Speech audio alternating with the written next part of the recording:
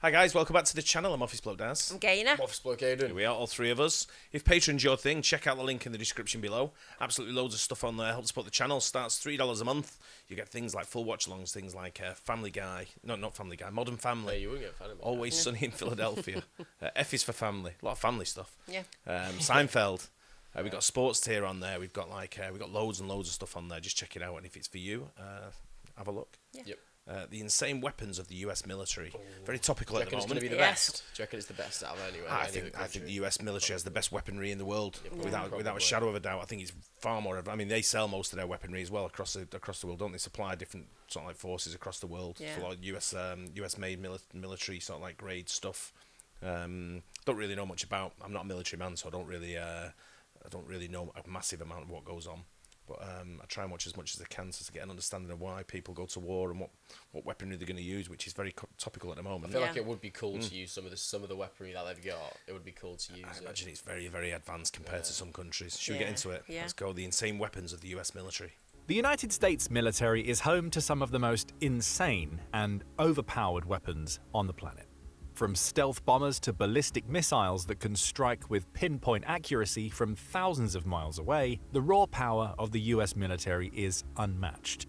But what you're about to see goes far beyond the typical weapons of war. In this video, we're diving into the craziest, most unbelievable weapons that the US is actually using right now. Some that have been around for decades, still deadly, still terrifying, and still in use by the US military today, and some so advanced, they seem ripped straight from science fiction.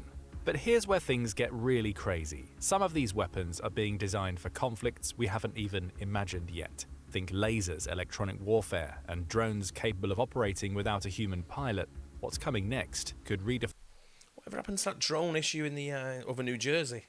I don't know. It's like So let's let us know. Did it just go away? Because we just stopped hearing about it, didn't we? Yeah. Just thought like it was massive news, caused loads of like drama, and all of a sudden, boom, nothing. Yeah, nothing.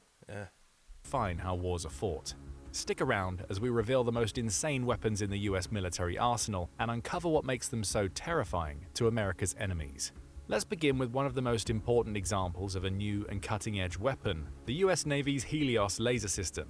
There's a lot to worry about if you're a US Navy sailor moving into a disputed area like the South China Sea. It's not just hostile aircraft potentially coming from nearby fortified islands or from the Chinese mainland, but also the arsenal of thousands of anti-ship, ballistic, and cruise missiles that Beijing has acquired over the years.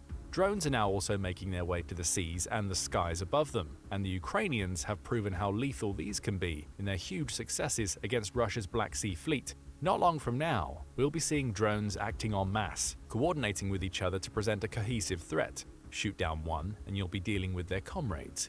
The problem is that shooting down even one of these threats is expensive.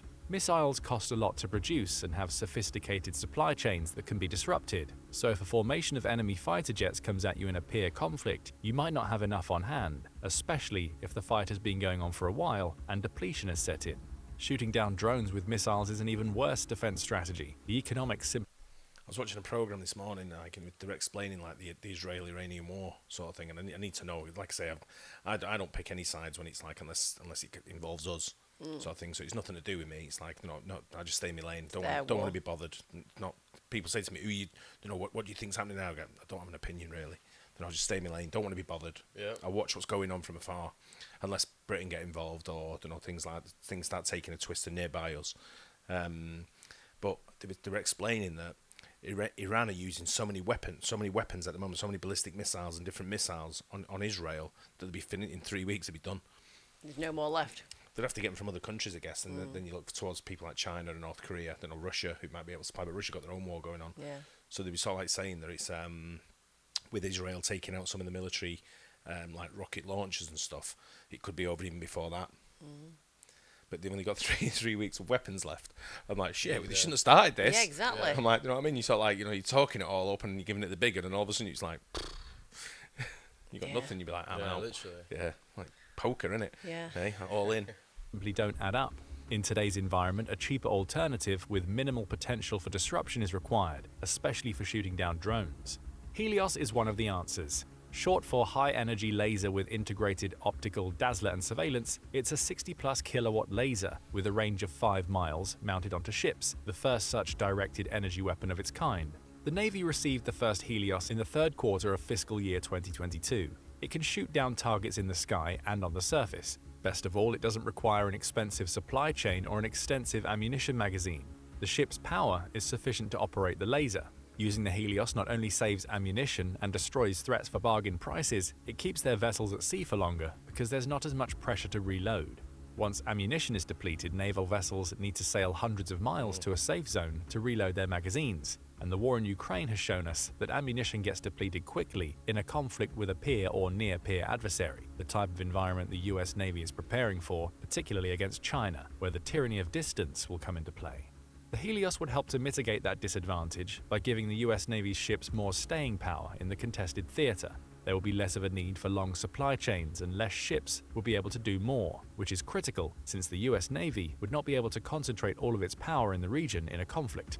Unsurprisingly, the Navy is betting big on Helios. In 2022, it requested tens of millions of dollars worth of them to mount on its existing ships. They'll be a common sight in a few short years. The US is investing in the development of drones too. Unmanned systems proved their centrality in battle during the war between Armenia and Azerbaijan in 2020, where the Azerbaijanis used them to completely reverse their traditional military disadvantage. The war in Ukraine has confirmed the results of 2020. The Ukrainian Oh, did I know about that war in Armenia and Azerbaijan? I didn't either. I guess it was during COVID. Yeah, 2020, yeah.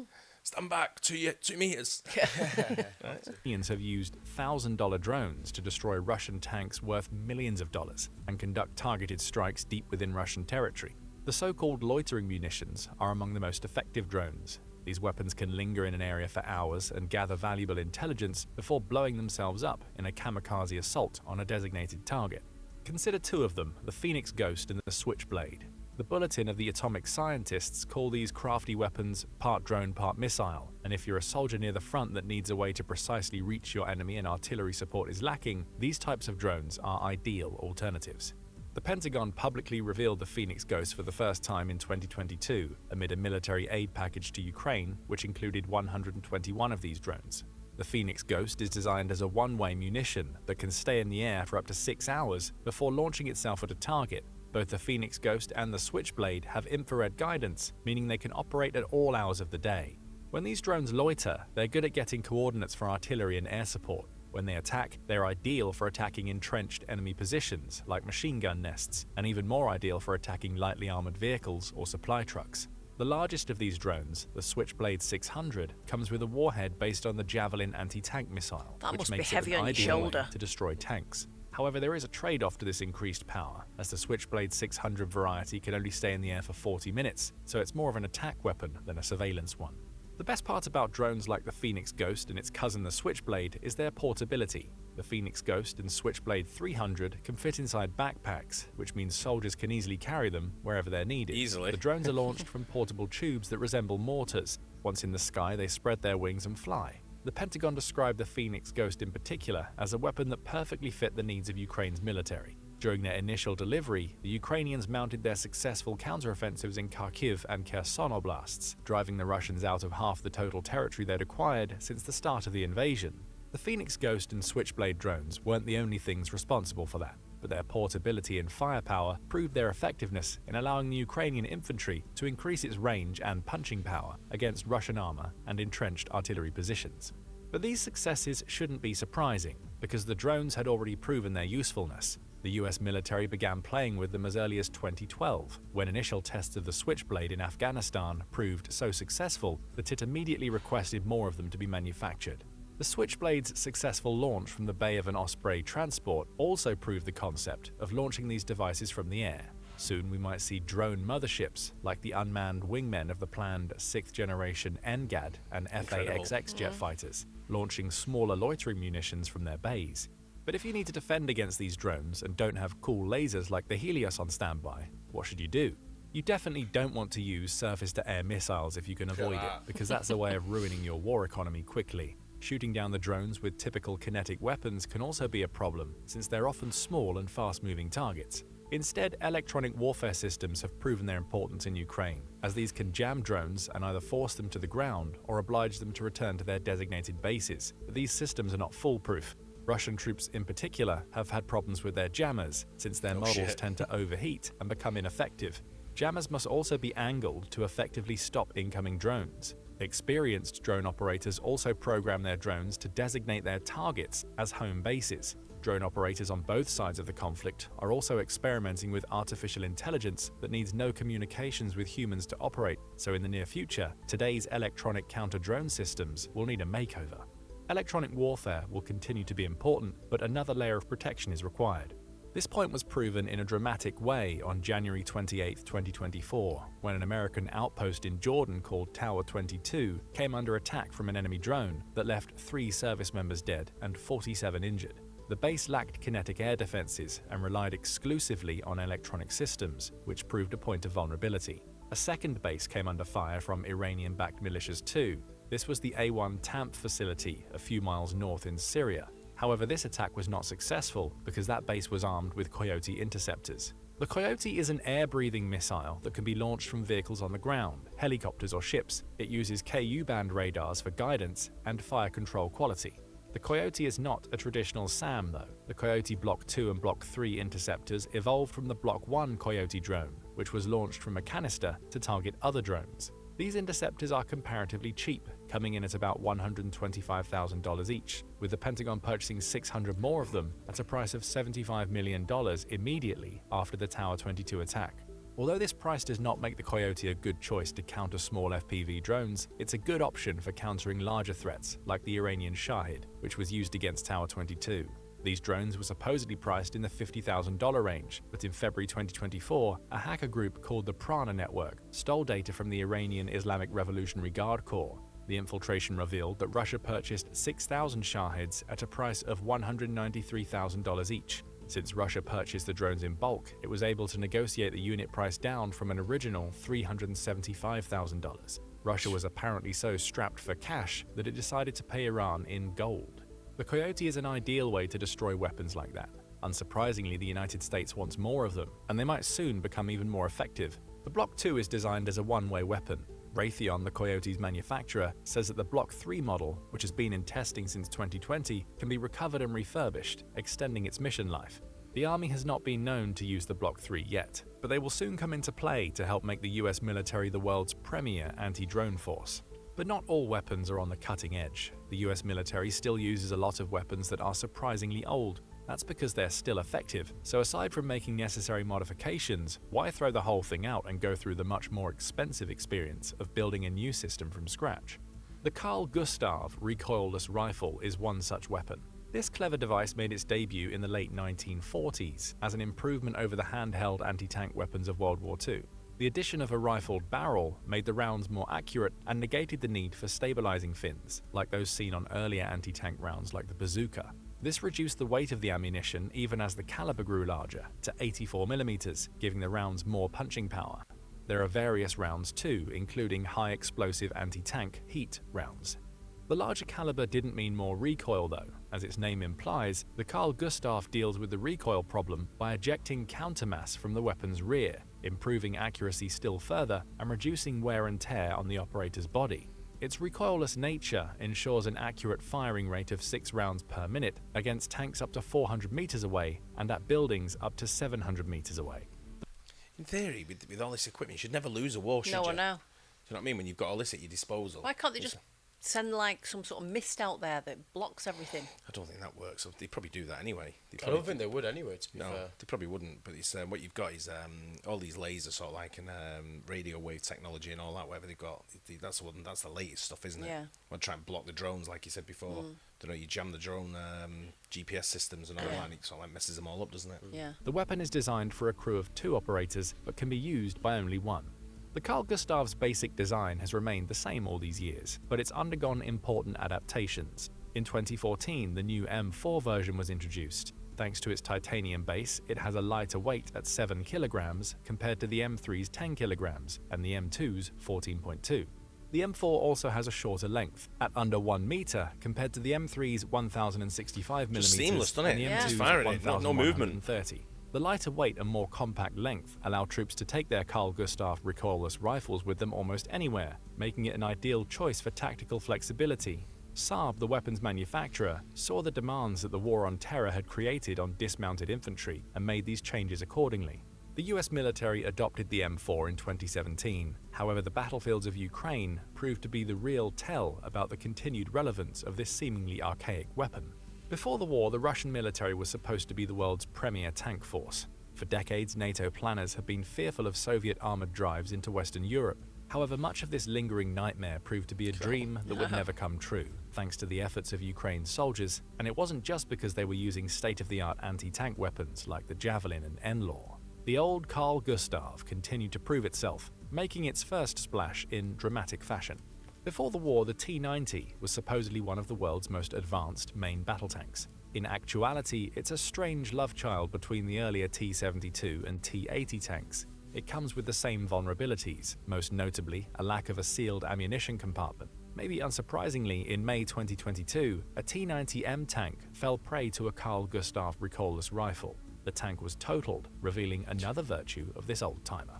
The Carl Gustaf can fulfill its mission on the cheap. The war in Ukraine has revealed how expensive modern ammunition can be, ammunition which gets depleted quickly. Javelin rounds cost 6 figures per shot. Carl Gustaf rounds, though, cost between $500 and $3,000 per shot, depending on the type. The launcher itself is also modestly priced at around $20,000. The modern battlefield might seem to be all about state-of-the-art weapons and latest technology, but not all of it is. Intricate supply chains and expensive ammunition come with drawbacks in a high-intensity war. Dumb rounds and cheap weapons have revealed themselves as maintaining an important place, and so this retro weapon remains important in the arsenals of the US military and its allies, and will stay that way for years to come. Don't be surprised if the Carl Gustaf is still in use over a century after its introduction. Old systems aren't only limited to the ground, though. One of the most potent of them is still in the skies 70 years after its introduction. America's bomber fleet is about to get a big upgrade with the B-21 Raider, which will replace the B-2 Spirit as the Air Force's stealth bomber. Yeah. It will also replace the B-1 Lancer. The USAF brass has plans to order around 150 of these bombers, if not more, and they will begin taking to the skies in the 2030s. Since there are only 19 operational B-2s, these will be comparatively easy to retire, and the Air Force plans to do that by 2032. The Air Force plans to phase out the B-1 quickly after the Raider's introduction too, removing it from service by 2036. However, the Raider won't be replacing America's fleet of B-52 bombers so quickly. Over 700 B-52 bombers have been built, and though old, these aircraft are versatile. They can carry up to 70,000 pounds of ordnance. They can also fly up to 8,800 miles without needing to refuel in the air. That means the B-52 can take off from a base and reach a target almost anywhere in the world, since Earth has a diameter of about 7,900 miles. Air-launched cruise missiles give the B-52 even greater range. In the mid-2010s, the B-52 Anywhere in the world, and it can still refuel as it's going as well. Refuel on the go. So it's like, imagine that going 7,000 miles and going, right, just refuel. It's mental. You wouldn't even have to do a connecting flight. I know, right? You don't have to land anywhere, don't have to come down, just refuels in the air and goes. That's Keeps We going. need flights to Australia from air like I that. know, right? who started to get its latest round of upgrades. These upgrades included a new radio. This is the AN/ARC-210. The new radio operates at frequencies between 30 and 512 MHz and covers the UHF and VHF bands with AM, FM, and satellite communications. The new radio is software reprogrammable, enabling it to more easily adapt to emerging environments. This software is in line with the National Security Agency's Cryptographic Modernization Initiative, which launched as an effort to upgrade and ensure the security of all Department of Defense communications platforms. The radio maintains secure transfer of data, including voice and imagery, and has an Ethernet port at its back so that it can participate in networked warfare. Because of this, the B-52 can receive up-to-date targeting information. Since B-52s and other bombers often fly on long-duration missions, the new equipment gives the crew room to adapt if the target information has changed since their aircraft took off from the runway. The radio is also resistant to jamming, thanks to its embedded anti-jam waveforms like HAVQuick and SyncGARS. The new radios aren't the only upgrades. In 2021, it was announced that the B-52 would be getting an even bigger overhaul, starting with the engines. Since 1962, the Stratofortress has been using the Pratt & Whitney TF-33 engine, but this venerable system will soon be replaced with the Rolls-Royce F-130. The new engines will be set higher to provide more ground clearance. The B-52's nose will also be redesigned to make way for a new radar, the AN/APG-79 ACER radar. It's the same kind of radar used by the FA-18 Super Hornet and is the first radar to use gallium nitride, which is a substance that can better tolerate extreme temperatures. The new radar will occupy much less space than the mechanically scanned radar system it's replacing, so the B-52 will be able to carry even more electronic warfare systems in return for the freed space. The cockpit will be upgraded to a hybrid control and navigational system with digital and analog features. New pylons and generators will also be part of this upgrade. At least some existing B-52 bombers will get all of these upgrades, which constitute the largest modification program in the aircraft's history by the end of the decade. Once they do, they will be called the B-52J variety.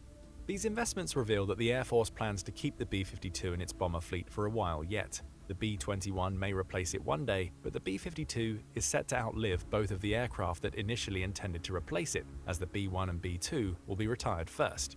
Thanks to the upgrades, such as those which will produce the B-52J, the Pentagon expects the Stratofortress to serve into the 2050s, 100 years after it was introduced. Incredible. Old age won't stop it from look a being lot able bigger to next deal to with them modern planes, threats, don't they? though, thanks to its adaptable design. Whether they're based on old platforms or on the cutting edge, the arsenal of the United States military shows its flexibility and responsiveness to modern threat environments. If the dress rehearsal in Ukraine is anything to go by, America's near-peer adversaries should think twice before starting a fight. What other weapons might be coming soon to the US military's arsenal? What will the renewed emphasis on cost-effectiveness bring? Don't forget to let us know in the comments. Yeah, I think with the USA they spend that much money on military. Yeah. You know, wouldn't it's even such a try wealth. it with I mean, them, it's such a really. wealthy Scary country anyway, times, and it's the isn't it? percentage they spend from GDP onto the military stuff is ridiculous compared to some other countries in the world. Yeah.